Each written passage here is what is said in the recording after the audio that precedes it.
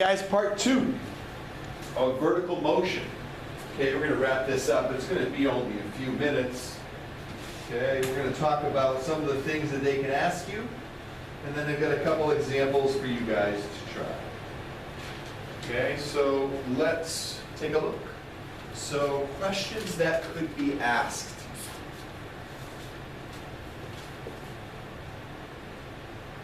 Questions that could be asked.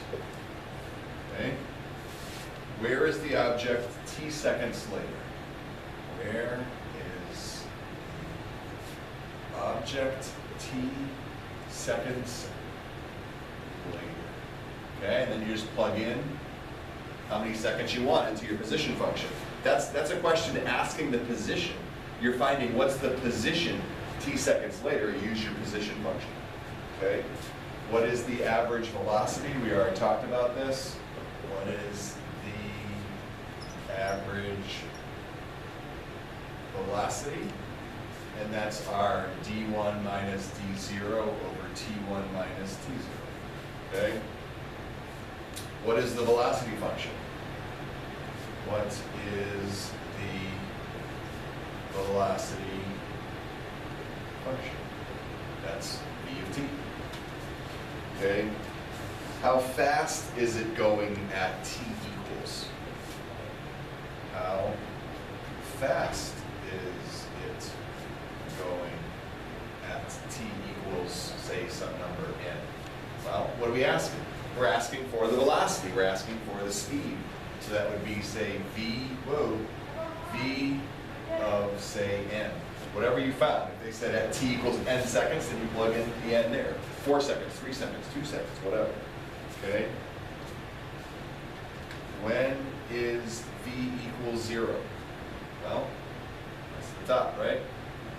That's the top of the thing right here. Top of the thing, where your derivative equals 0. It's where it stops going up and starts going down. Okay? When does it hit the ground?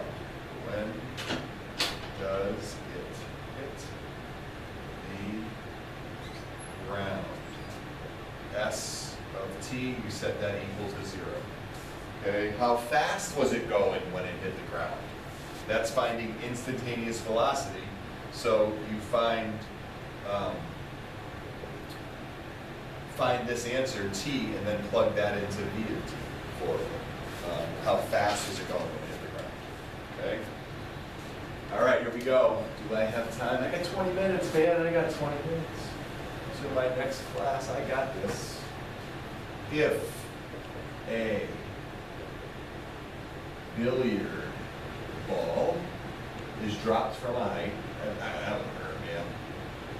You get hit by a billiard ball, dropped, that would hurt.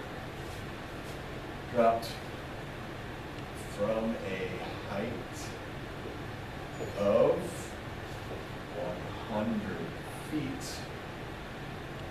Its height, s, at time t is given by s of t equals negative 16 t squared plus 100. Right? No velocity, it's being dropped. Initial velocity is 0. Find the average velocity.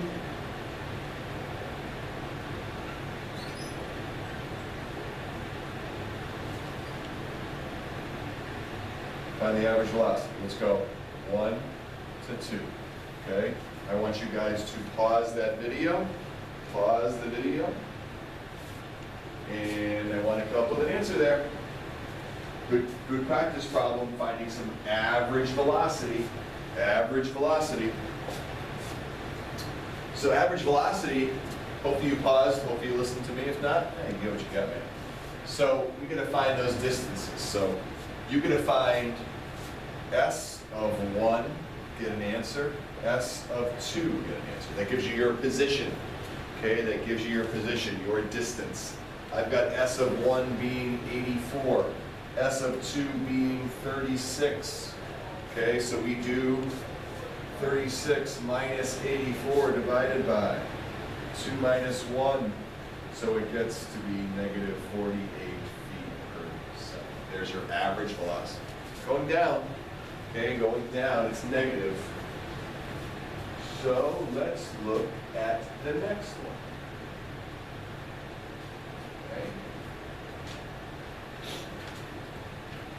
Okay. A diver. A diver. Now a diver, technically, they say they jump up before they go down, okay? So when we do this, you're gonna see it's gonna have a positive initial velocity, and that's why. A diver jumps from a diving board.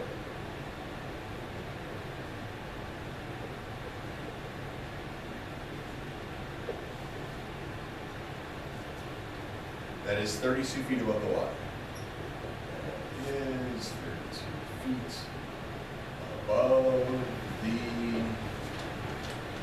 water. The positions given by S of t equals negative 16t squared plus 16t plus 32. When does the diver hit the water? A. When does the diver hit the water? And question B, what is the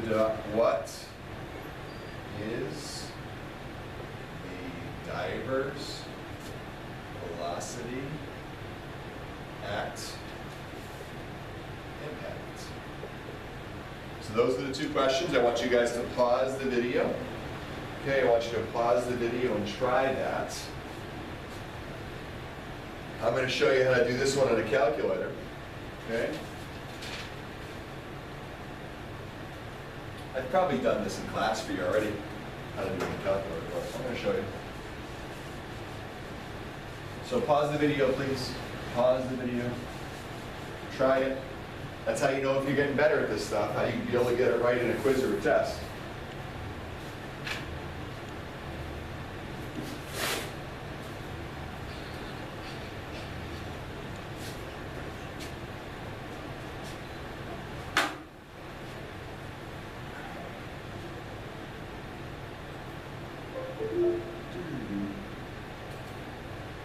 All right, so it's coming up. It's coming up.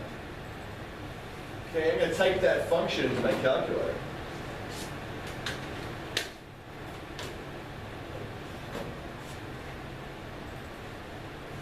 Waiting for it, waiting, not so patiently. It's negative, and you have to use the negative sign for that, okay? The subtraction sign and the negative sign are not universal. Okay, so I type in, oh, I hate this order of operations in this one. Sometimes the advancements aren't great. I like the old order of operations. Can't teach an old dog new tricks, at least that's what they say. Do I have a negative 16 there? Let's see it. It does, okay, it says it. All right, so then I hit graph. I've got a little box plot there. Must have been using this for statistics, so let's go to our stat plot. Let's turn off the box plot. Let's hit graph. All right, not a very good window for us. So let's go to the window, let's make it negative 10, 10, 1. I don't know if this is going to be good enough. Hey, there's our graph. So, we want to find two values, right? We're going to have a value there and a value there.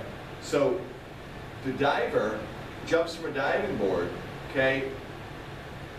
When does the diver hit the water? So the diver comes up and it hits the water here. We're going to have a positive answer there, okay?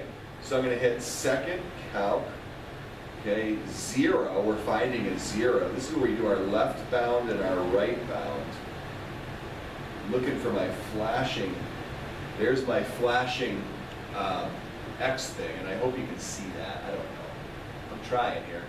I hit enter, and then I go below the axis, and I hit enter, and I hit enter again, and I get x equals 2. So there you go.